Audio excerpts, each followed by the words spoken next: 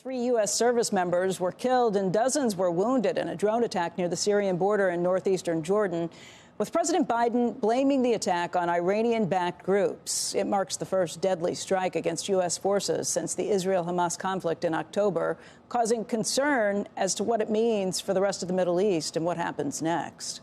Joining us now is retired U.S. Army Colonel Jack Jacobs. He's a Medal of Honor recipient and an NBC News military analyst.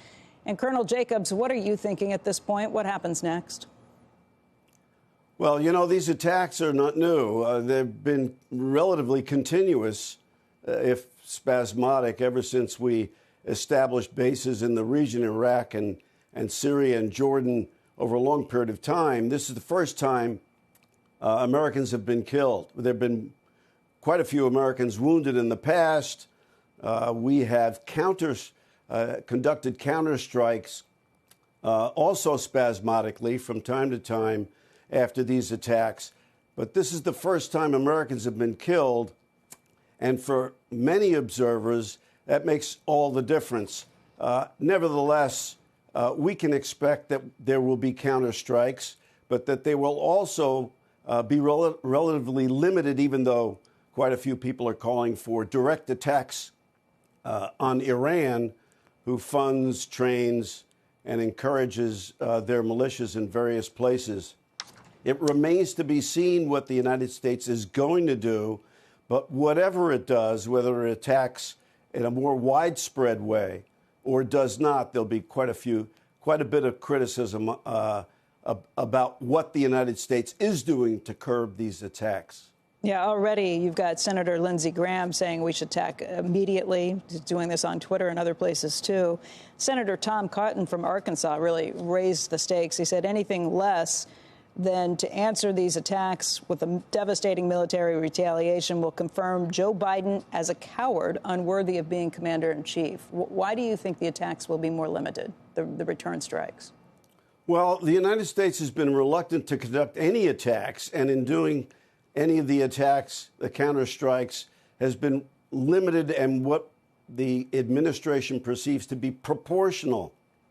And the principal reason is that the perception in Washington is that anything more than that will widen the war.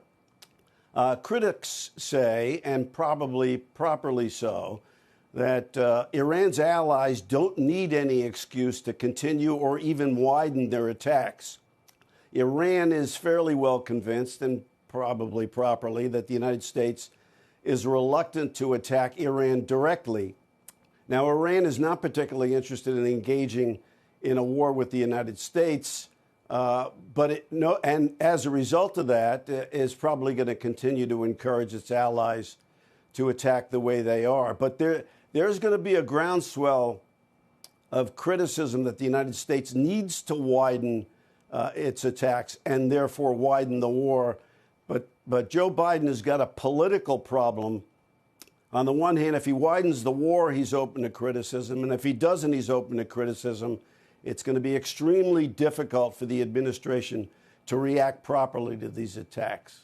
Iran says it's not calling the shots. Do you believe that? Do you believe these Houthi rebels are out of control? Or do you think that if Iran wanted them to step down, it would be very easy for them to get them to do that?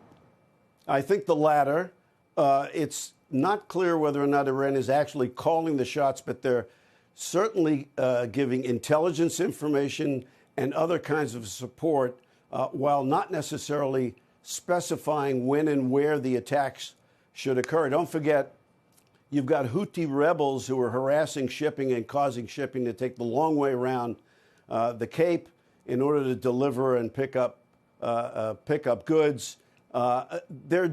They're conducting their attacks probably at will, and so are some of Iran's allies in Syria, Iraq, and nearby.